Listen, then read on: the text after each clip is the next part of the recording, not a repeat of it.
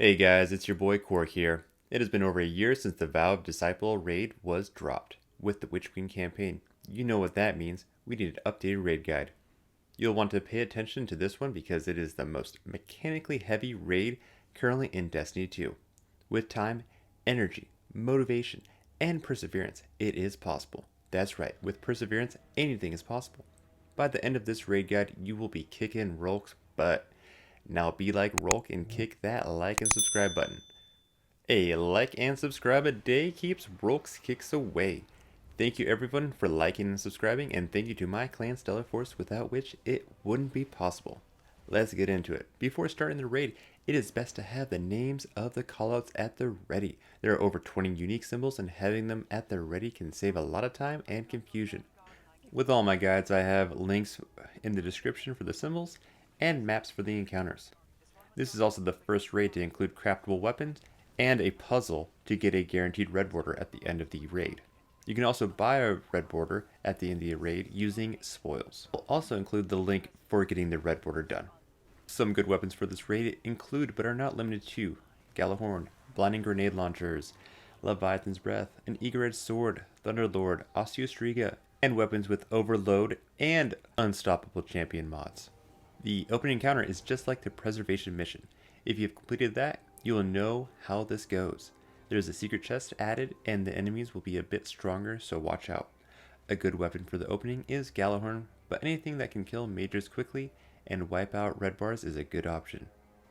You'll start in Savathun's throne world, where you'll need to defeat Savathun to open the door leading to the pyramid. There are other enemies, but to open the door you'll need to kill Savathun. It's just one of Savathun's projections, so don't feel too bad about killing it. Once the door opens, you can jump on your Sparrow to head to the start of the opening encounter. Once you are there, you will need to get close to the payload. Enemies will spawn in, and with them will be 3 abominations called Knowledge Bearers. You'll want to stay close to the payload until the abominations are killed. When you're too far away from the payload, you'll start getting stacks of darkness. At 10 stacks, you will die. The darkness aura will disappear once the 3 abominations are dead. When a knowledge bearer dies, it leaves 3 knowledge buffs scattered on the map close to the payload. You'll move the payload to the pyramid by collecting these 3 knowledges and depositing them. You can just walk through them to collect them and enter the aura of the payload to deposit them. You can have 3 knowledge stacked max. 1 stack is heightened knowledge. 2 stacks you are brimming with knowledge, and 3 stacks you are overflowing with knowledge. Once you have deposited all 9, the payload will move forward, and the process will repeat at the next location. In total, you will have to collect knowledge to move the payload 6 times at different locations. Now for the secret chest. There are 3 cruxes that must be shot to open it. The first one is in the left of the second area under a tree. The second crux is at the end of the hall in the third room and to the left behind the wall. After completing the 4th room, the crux will be under the bridge that the payload flies over to reach the 5th area. In the 5th area, the chest will be in the room to the farthest side from whence you enter. Now for the opening encounter, there isn't much team play. A lot of the time I'm focused on getting kills to level up crafted weapons or running out to kill ads and paying attention to my darkness deck, so I return to the payload in a timely manner.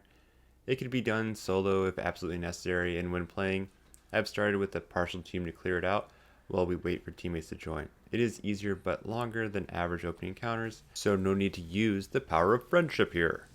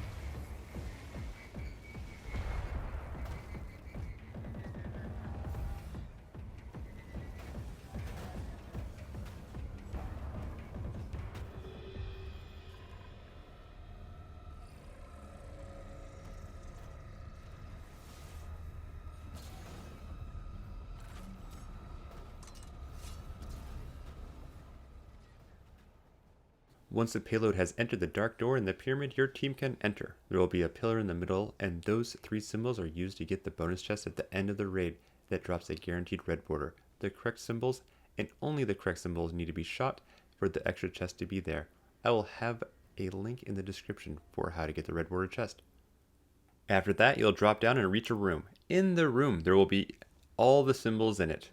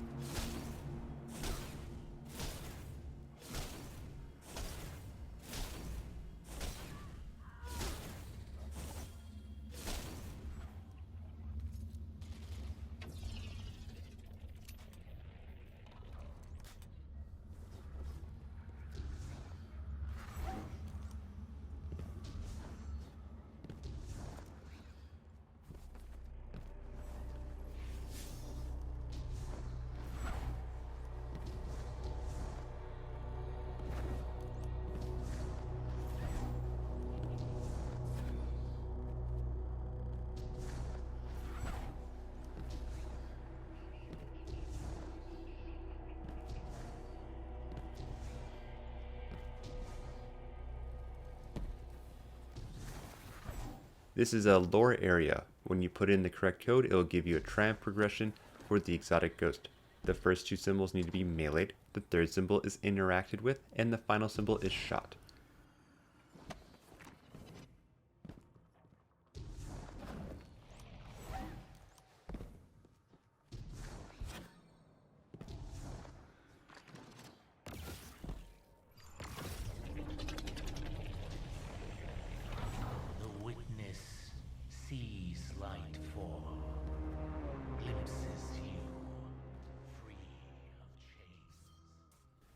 The first encounter is Acquisition. You'll want something to stun unstoppable champions here. You'll have 3 teams, and each team have 2 key jobs, defending and running.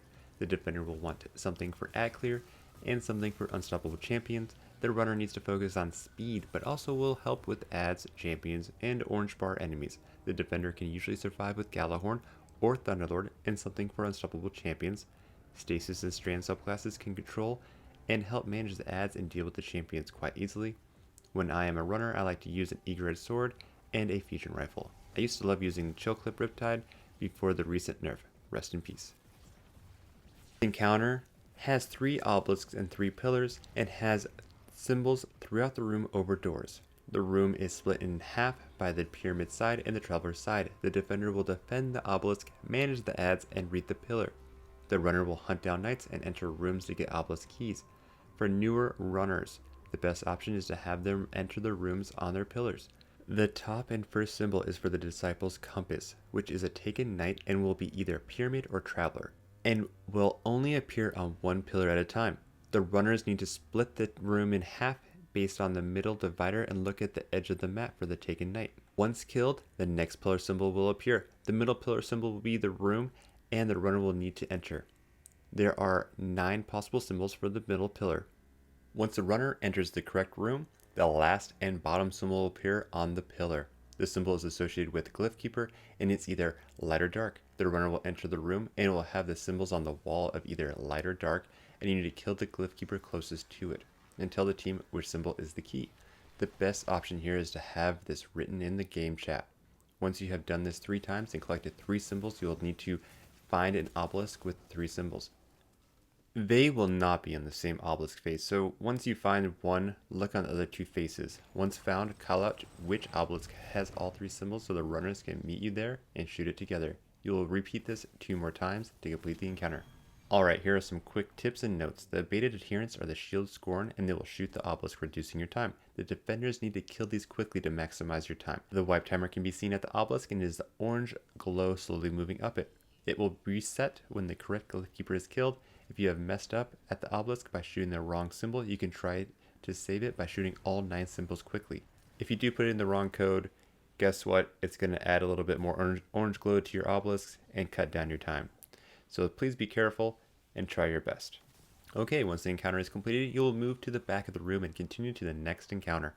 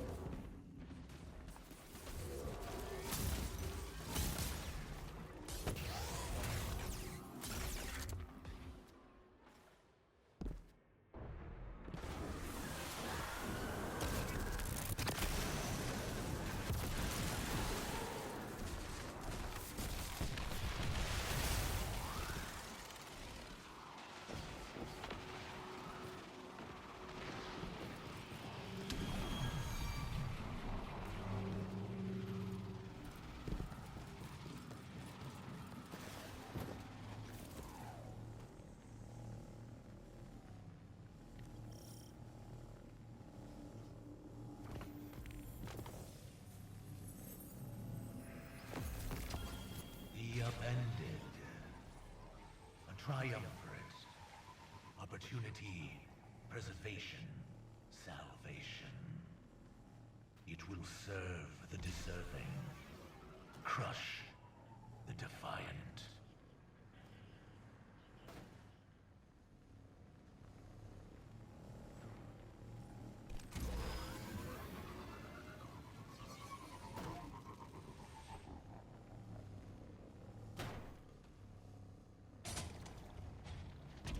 Not kings, not gods, disciples, prophets, saviors serving existence, an undying purpose, a privilege.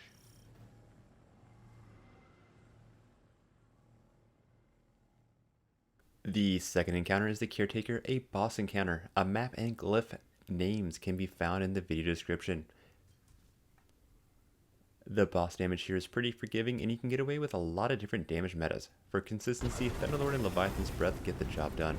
As for the encounter, you need to complete the obelisk by collecting all 9 glyphs and entering them incorrectly. The runners need to enter the room one at a time and collect glyphs. They will get stacks of darkness that at 10 stacks will kill them. The runner will tell their partner what glyphs they are collecting. The runner staying outside needs to make sure to open the door for their partner and face the 2 obelisk faces farthest from the crystal so they can shoot glyphs on those sides, while the runner that has collected the glyph can focus on one face as they exit. They will shoot once the obelisk gives them the prompt. The second and third floor glyph rooms will have holes the boss will spawn in once the activity starts and start heading towards the obelisk. The stun team needs to start stunning the boss. You want one person trying to trigger the slam and the other person farther back ready to shoot. If both stunners are on top of the boss, it can cause them to just change targets and be more difficult to hit the stuns as the boss rotates. The stunners want to pretend they are creating a line with 3 points, with the boss being the middle point and the stunners being the end points. After stunning the boss will send out these flying cruxes that we call bees. The boss will throw these into the air, and the stunners need to kill the bees pretty much once they stun the boss. Clears need to take care of the snipers and the shield carrying Scorn. Taken are annoying but are the lowest priority. The Scorn will try to cause a fail by shooting the obelisk, and the snipers will shoot the stunners. The ad clears normally stick to the left and right of the rooms up until damage. If necessary, an ad clear can and may become a stunner. Backing up the stunners can happen with one of the stunners dying or falling off the map. Once the obelisk is completed, the team will meet up next to the plate where the boss walked up from. Everyone will stand next to, but not on, the plate and shoot at the bees. The plate will glow and everyone will get on to start the damage. The next plate will glow and the currently used plate will deactivate. Everyone needs to move to the middle plate and continue damage. Then this plate will also deactivate and you'll need to move to the next plate, which is now glowing. Once completed, the boss will teleport and stairs will come down. You can collect some ammo and need to head upstairs to repeat this. There are 3 floors of obelisks where you need to stun the boss and fill the obelisk. Each floor is slightly different and will have more holes to fall down into. The 4th and final floor is the final stand, and it is just damaging the boss on each plate phase. I suggest if you're going to use Thunder Crash, save it for the final plate for each damage phase, because it will take you away from the damage plates. Once you have killed the Caretaker, just move past its corpse and start a jumping puzzle to the next encounter.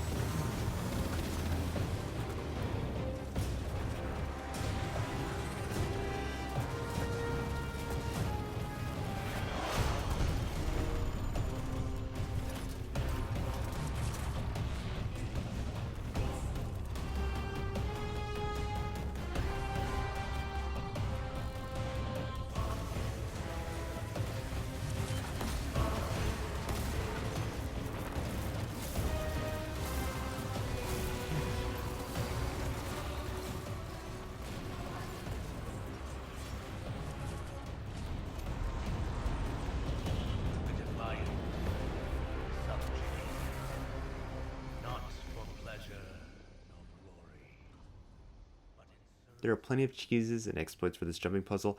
The best thing to have are eager edge, high mobility, and movement exotics. There will also be a secret chest. You'll need one player to get to a certain point to stabilize the path. You can shoot the crystals to move the platforms. If necessary, you can leave a player at a crystal and have them shoot the crystal when needed. The secret chest will be after the second crystal. If you are at the crystal that sends flying pillars from one side to another, you have gone too far for the secret chest. Once everyone has reached the final area of the jumping puzzle, the door will open and you can move to the third encounter.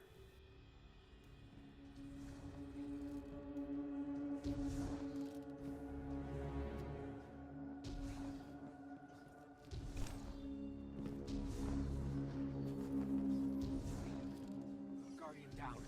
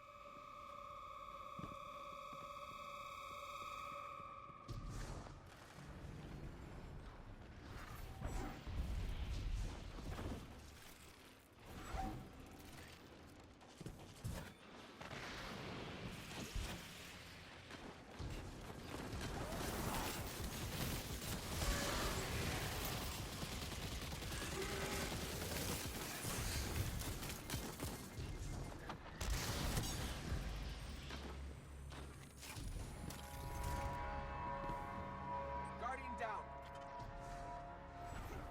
Guardian down.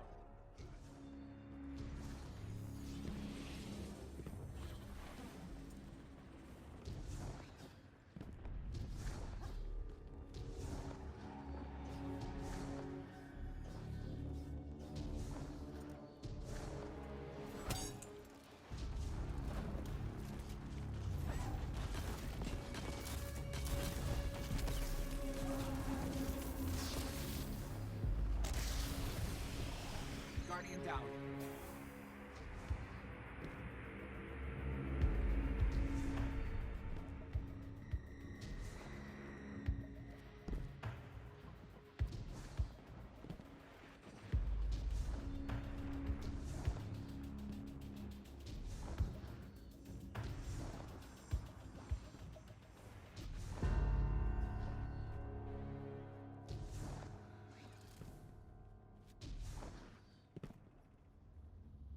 Guardian down.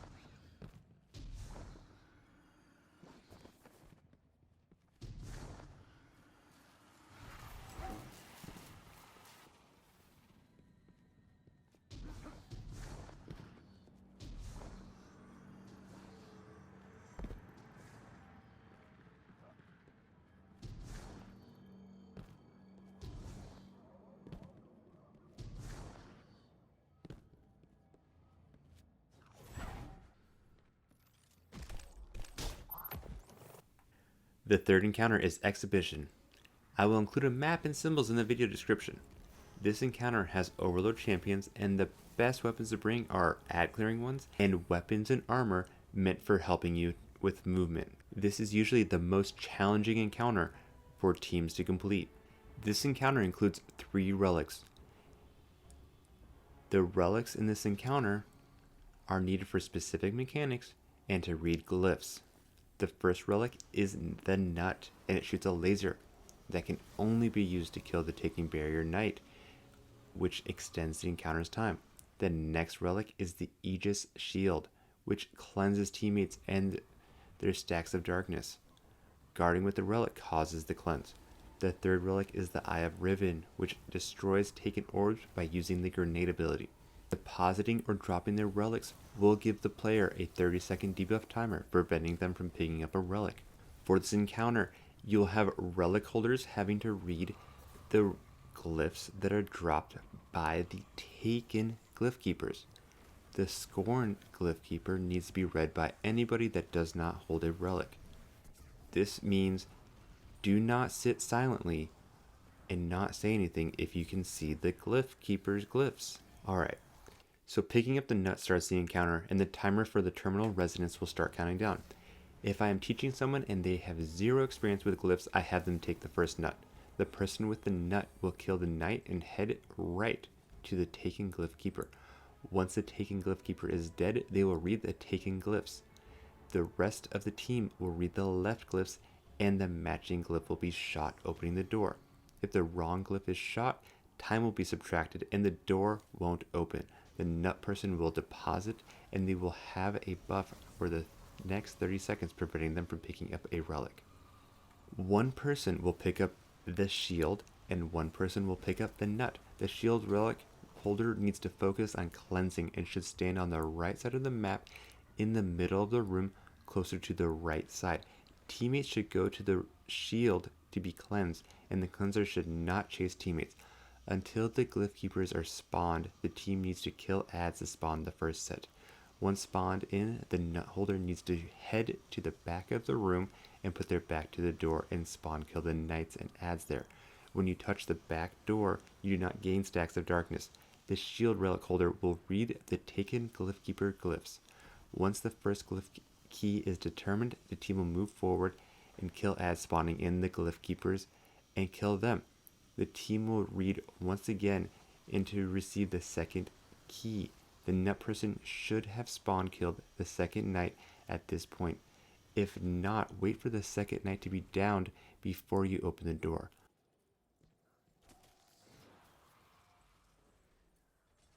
Once you enter, Screebs will spawn in and try to kill you. Once the Screebs are cleared, deposit the Aegis. If you have more than 30 seconds, you could wait to deposit the Nut, so the shield relic holder can re-pick up. You can also drop the Nut and have the newer player deposit the Nut if you have enough time. This is better decided before starting the encounter if you're going to transfer relics prior to depositing.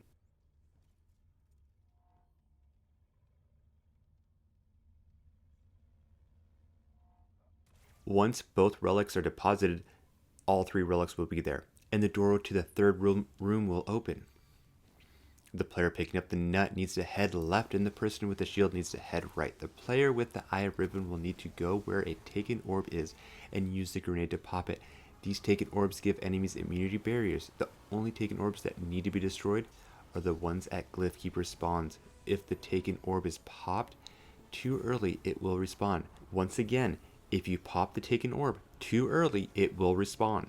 People without relics need to split up and go left and right. The reason the cleanser is not needed on left is because once you head up the stairs to the left, the wall to the left doesn't increase your darkness stacks. The Nut carrier can stay on this wall and kill both knights from this position. Once the ads are cleared enough on top of the stairs, the Glyph Keeper will spawn and be killed. There should be a relic and non-relic person on each side, so reading will be easy. Once the first key is determined, both sides will move up to the next level to kill the ads and kill the Glyph Keepers. The Nut player can stay on the wall in the safe spot and just wait for the Knight to spawn. The shield person should be more towards the middle, close to the back door, and able to read both sides and cleanse. Once the second Knight is dead, you will have both keys and the door should be open, and everyone should be ready to enter. Once again, Screws will be waiting for you. All the relics should be deposited. The nut relic can be held if time allows to clear out the 30-second debuff. Once the nut is deposited, all relics should be picked up again.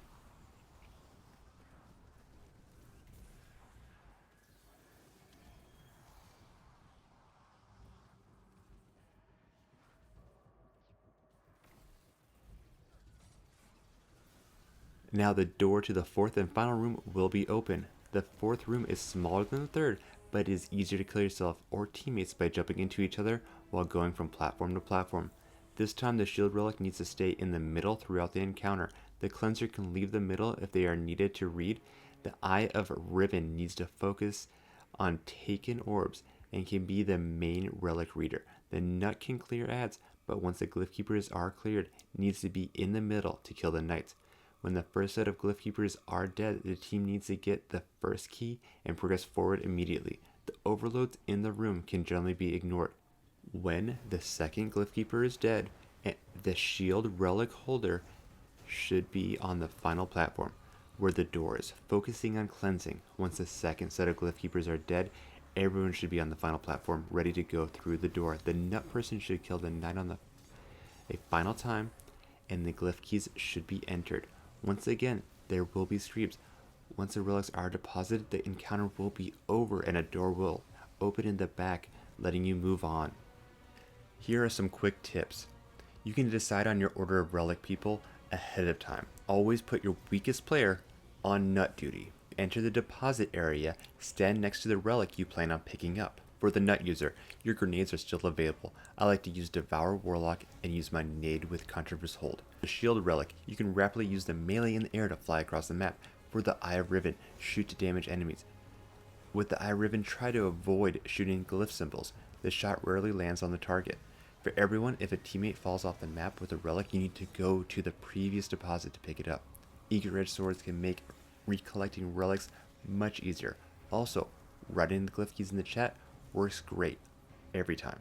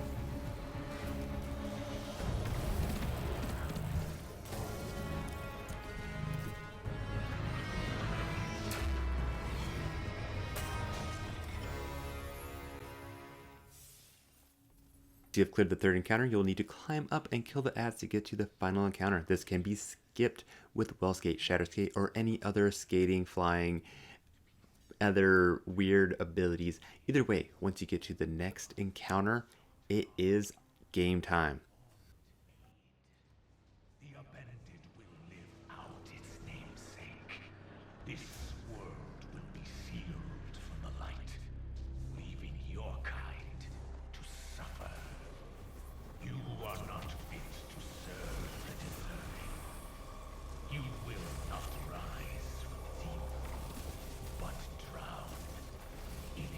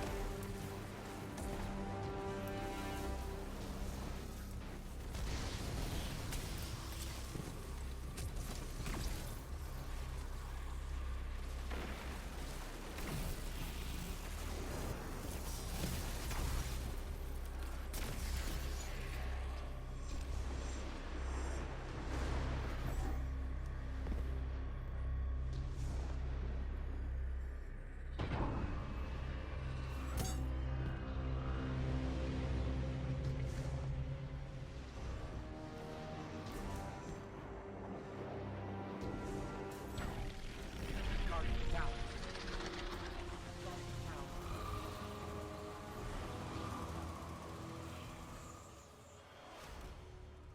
Welcome to the fourth and final encounter, defeating Rolk.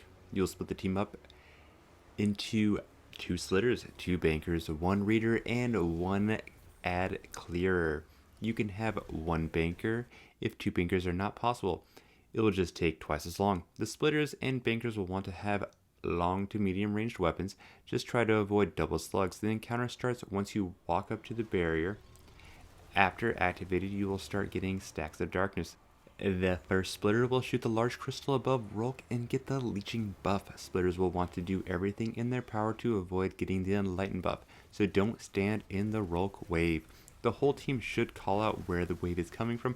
Everyone will kill the ads and the glyph keepers. The glyphs will appear and the first splitter will stand on the middle plate, spawning in 2 crystals. The second splitter will shoot the left crystal and the first banker will shoot the right crystal. The second splitter will determine the glyph key with the reader, and the reader will tell the team which podiums to bank. Second splitter will stand on the middle plate immediately, unless Rolk is sending the darkness blast through the middle. The first splitter will shoot the left crystal, and the second banker will shoot the right. Both bankers will get the enlightened buff by standing in Rolk's wave. This will let you pass through the Rolk's barrier and go to the 2 podiums that the reader has called out. The normal podiums callouts is left 1, 2, and 3. And right 1, 2, and 3. The 1s are the closest to spawn and the 3s are the closest to the back stairs. Once both are in position, they will tell each other to bank simultaneously. It is important that I emphasize that the glyph key, the symbol that you are looking for, will not change unless everyone loses the buff and a large crystal in the middle reappears and you have to kill glyph keepers. That is the only time that you will have a new glyph key. The podium deposits will change, so the reader needs to give the bankers these callouts every time after banking. There is a delay, so you can bank 2 at a time, but if one player banks too early, the deposit location will reset. After banking, the rotation will reset, and everyone will repeat this until 6 glyphs have been banked. You want to make sure your splitters and bankers shoot their respective sides, so you always have a splitter. It is also easier to tell who is going in the wrong order. Now, if you have a player who shoots the wrong crystal, no matter what, one runner will be your best solution if you can't put in a substitute or correct this. Once you have deposited 6 glyphs, you move to the top floor. Here you must shoot Rolk's glaive to get the leeching buff. You will once again get the enlightened buff by standing in the wave and deposit in a podium. You will need a reader to call out the location that they need to deposit. There are 4 podiums with glyphs that don't change. The only possible symbols are darkness, pyramid, light, and traveler. Once deposited, a weak spot will open on Rolk and you will need to destroy it. You need to destroy 4 of these to start the damage phase. If you take too long, Rolk will put the barrier back up and you will lose a damage phase. While in the damage phase, you need to watch out for the wave attack and being kicked. It is fairly easy to be distracted and die by 10 stacks of darkness or by getting kicked in the face. Luckily, anyone that dies on the damage phase area will have their ghost moved over to the start of the encounter after the damage phase. If you don't one-phase the boss, Rolk will reapply the barrier and the mechanics will start over. Get back to the start of the encounter ASAP. You can't be standing there when the barrier gets reapplied because it will launch you.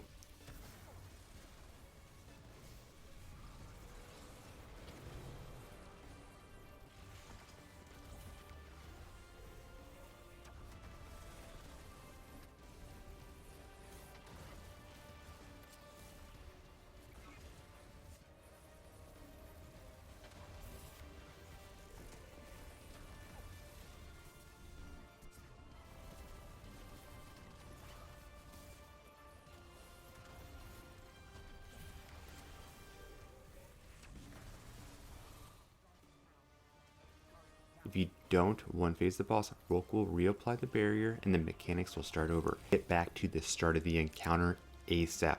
You can't be standing there when the barrier gets reapplied because it will launch you.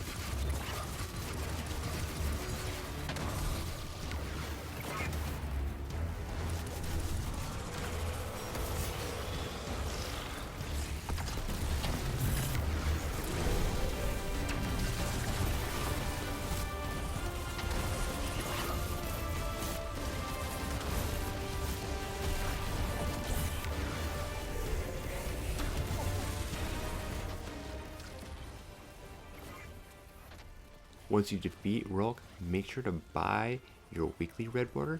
And in my opinion, Submission, Forbearance, and Cataclysmic are great options for crafting. Forbearance is what I would chase if I started over.